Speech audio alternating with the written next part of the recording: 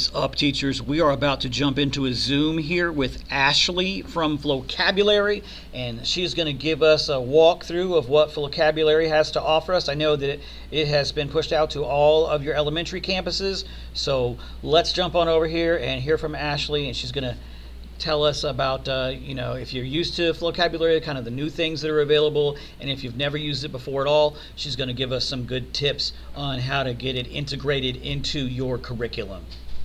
So there's a lot that has changed. This is what Flocabulary looks like now, which is still pretty much the same. There's just a couple of new things here that is important for you to know. Pretty new is going to be the standards alignment here. If teachers are brand new to Flocabulary, I always suggest that they start here just because it makes finding their resources very, very quick and easy. So here, if I go in and I find Texas, and then let's do language arts, and let's do third grade. When I click search here is going to populate all of the third grade TEKs. And then where it says correlations, these are going to be the videos that support that TEK, where teachers could go in and kind of look to see what truly fits what they're wanting to teach that week. That is something that I always suggest, especially for teachers that are really, really new to it. I think that that's probably the easiest place to start.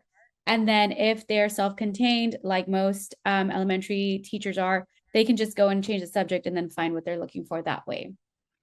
All right, so my question there, is what the teacher would do, would they go through these TEKs and find one of those little videos and kind of like use it as like a hook to start their lesson?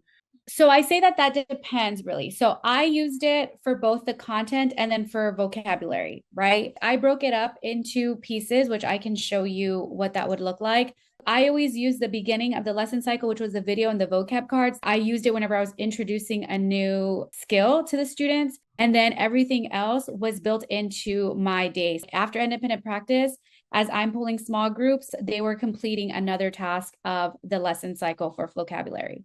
But that truly just depends on how teachers want to use it or how they see fit. Okay. I also had bell instruction. So in the morning when the students came in, we had breakfast in the classroom. That time where we had breakfast in the classroom, I would always give them something that they could do in Flocabulary. So that way they were doing something academic that didn't necessarily need me to be there monitoring every step of the way. So I can show you what the lesson cycle looks like because it is definitely much more than just videos now. So this is what the lesson cycle looks like. It will always start with that video. And then, like I said, this is going to be the rest of the lesson cycle. So even if teachers wanted to use the video as a hook every day, things like that throughout the week, but then they assign just the lesson cycle for an assignment, they could also do that. I personally think that it's a lot to push onto students all at one time, right? I liked to break it up so that way students were able to get it in the bits and pieces that they needed, but they were actually getting the content that I needed them to get. If you just wanted to give them the vocab cards, you could.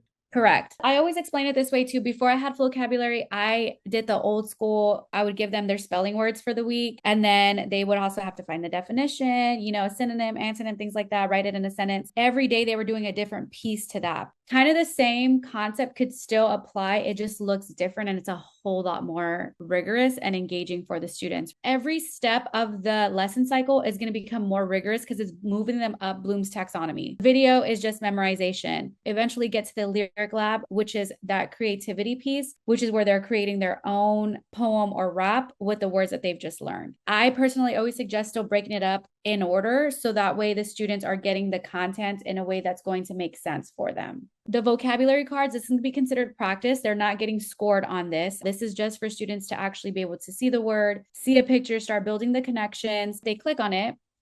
The activity here would be for them to write the word or to draw it. They're now taking new vocabulary that we're giving them and they're creating their own connections. And then when they get to the vocab game, this is where it's going to start testing their comprehension of it. We told you what the word means. Do you understand what it means in context? Here, what they're going to do is turn that off.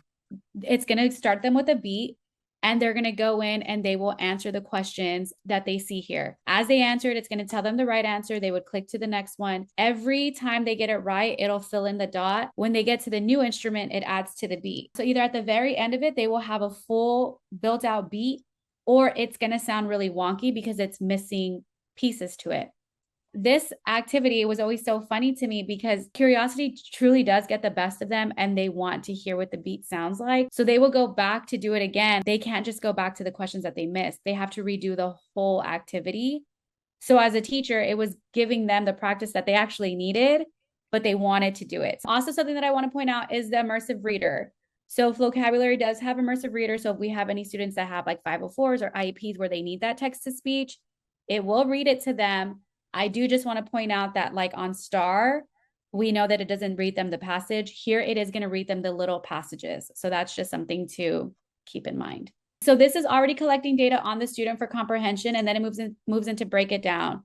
This is probably my very biased opinion, but this is probably one of my favorite activities, just because it gives us a sense of learning, right, that we may not necessarily always have through technology. So here it's going to give them the multiple choice question here, but then it's actually going to ask them to show us where they found their answer.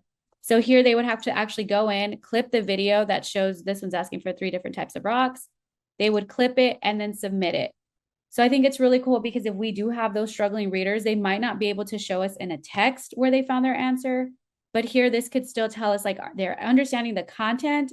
It's the reading portion that is keeping them from actually being able to show that. So here they'll go in, they will clip all 3 videos and submit it. And then right here, we do have an open-ended question, which I also think is really cool, especially for our STAR students, that now they have those short answer questions on STAR. So now they're becoming familiar just with the format of question and the comfortability of just submitting an answer there. And the rest are pretty easy and pretty self-explanatory. The read and respond will have very short passages and it's going to ask them a question. The quiz is just going to ask them questions on the actual content. And then the lyric lab here is where they're actually able to create a rap or a poem based on the words that they learned during the lesson. And it also prompts them so they're not like completely doing it on their own, but like here it'll say pick one of our rhyming words and it'll kind of guide them to create that. So I think this is also a really good piece for enrichment, which tapping into their creativity here. So that will allow for our high flyers to still have something that engages them, but then that also allows them to be creative. Right here, this is what I do want to point out, the assign. This is where they could actually break it up. So I can even pick the students. So if I wanted to actually differentiate and maybe give one of my struggling readers something that's a little bit more on their grade level, like if they're at a first grade level, I could give them that. And then selected activities and dates. This is where I can break it up and I can say, okay, on Monday, you're going to get the video and the vocab cards, and then Tuesday, so on and so forth. So if you had students, say at your tier 1, 2, and 3 students, you could go in there and maybe assign each of them a different part of it based on their needs. 1000%. The other thing that is really new is going to be our mixes. I like to explain these. These are a little bit more of a direct teach feel. It's going to have specific skills. It obviously tells you the grade. So let's say I'm doing identifying the main topic because my 4th graders always had a really hard time with that. Here, it's going to give you all the video texts that support that same skill. So I always explain it as like whenever we're teaching a TEK and then we're finding like passages and stories, right, that are going to actually support that skill. It's the same thing, only these are in video text. You can go in, you can find one that you like, you click finish and create mix, and it has a different feel to it. So if I were to play this. Asking questions before, during, and after reading can help us better understand a text or piece of writing. Today, we'll ask, what is this text mostly about? So then he'll go into explaining it a little bit more explicitly. But if I fast forward this over, it's called a mix because it's going to go from that more of a direct teach feel straight into the hip hop video. So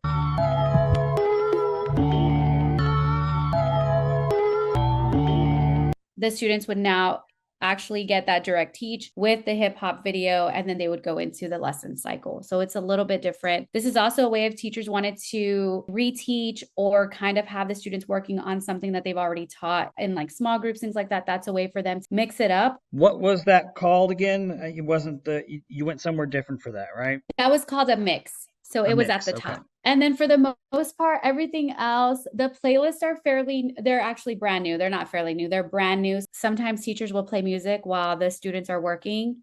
The teacher could actually create a playlist based on the things that they've already taught. It'll play literally like a playlist, like a Spotify playlist, only it's going to play the songs that they've already gone over, that the students are familiar with, so that the students are able to even better retain the content that we want them to know. And then what I personally really, really like is this. This is our vocab analytics. This is what I briefly spoke about at the beginning. This is what the teachers would see on their dashboard, because now the system is actually tracking the comprehension of our students. We can see, okay, what students are falling in that tier 3, need extra help. Who are my bubble kids? Who are my students that can definitely benefit from some enrichment? And then when you click on them, I click on little Miss Nia here, I can actually see what words she's proficient at, which ones she needs some work on, and then which ones she really needs some assistance with. And then right here, the assign vocab practice, if I click on that, that's going to assign Nia vocab flashcards, the video, and then the personalized game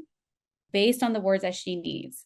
For me, when the students are come in the morning and I need them doing something, I do want to point this out too, just because I didn't know what these were until I actually started working here. Everything that I just taught you is content-based, but we do have these lessons here, and they're called Word Up lessons. The easiest way that I could explain this to somebody when I taught kinder and I'm teaching the kids sight words, they're not words that are necessarily coming from a particular teak.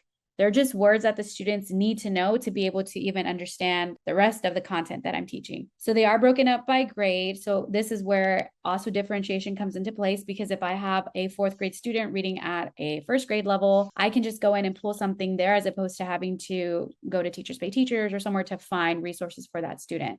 These lessons look a little different in the sense that the content is different. So for example, this is one of the lessons there. If I look at teacher resources, this tells me the words that lesson is going to go over. These here are the Larry Bell's 12 powerful words. The entire lesson here is not going to be necessarily teaching content with academic vocabulary. It's focused truly on that academic vocabulary. That is what Flocabulary is. It's changed quite a bit, but it has definitely improved. How about if you were a brand new teacher?